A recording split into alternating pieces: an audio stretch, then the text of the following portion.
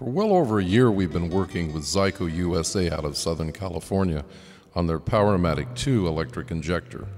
It was a very good machine from the beginning, but after considerable refinement, it is likely the finest, easiest to use injector ever made.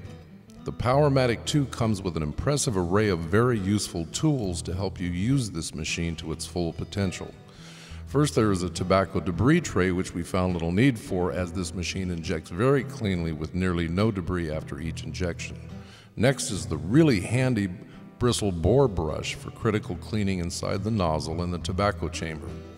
Then a very high-quality soft brush that makes overall cleaning and dusting around the nozzle especially very easy.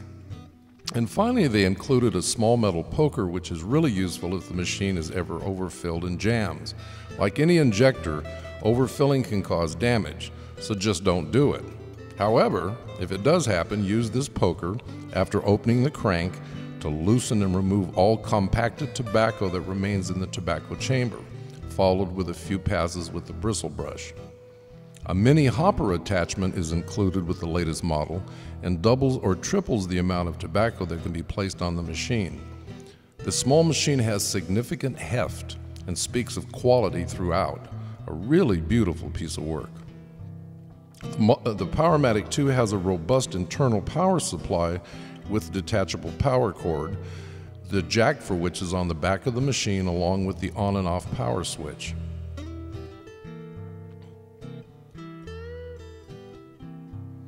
There is a small exhaust port at the right of the machine, which should be kept clean using the poker and brush as well. It's very easy to clean this small opening, and cleaning it will help the machine to always run at its best. It needs to be inspected frequently, cleaned occasionally. On the bottom of the machine is a ventilation grill for the motor, but can also be used to access any dust that might find its way into the machine. I occasionally use a vacuum cleaner nozzle to cover the grill, turn the vacuum on, and suck out any tobacco dust.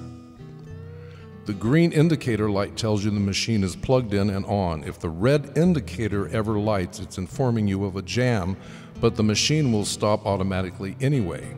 If this happens, turn the machine off immediately, open the crank, and completely clean the tobacco chamber and nozzle using the poker and brushes. Then dry inject using no tobacco a few times to make sure the machine is clean and running smooth.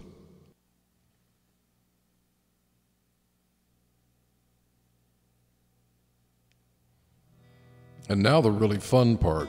Watching a machine of this quality work is really a pleasure. Like I said, this thing is absolutely built like a tank and is beautiful. But the proof is in the pudding, and the proof is in the injection, so watch this. You fill it like any other spoon-driven injector, filling the chamber, tapping it down from side to side a bit. Don't have to be very fussy with it, but always start with less tobacco than you think you need, so it doesn't jam. Now remember to turn the power switch on. You see the little green light lights, and then the machine will work. As you can see, it makes just beautiful sticks, and these sticks are firm, right to the end of the filter element and filled to the end of the tube. And it works with any size tube, which we'll show later, including 100 millimeters. But a very firm pack, and the ashes on this thing won't fall off in your lap. This is very solid stuff, like most spoon injectors. You can pack it a little tighter. Tube always slips on good, and if the nozzle has debris around it, just use the brush to clean it. But this is the typical length that I like to see on an injected stick, with a little overhang, 1/8 of an inch, 1/4 of an inch at the most. Then you can tap it down, and as you see, tapping this down really firmly, there's still some overhang. So you know this tube has been filled perfectly, even without tapping down, but some people like a little bit tighter smoke. Works just beautifully. It works just beautifully.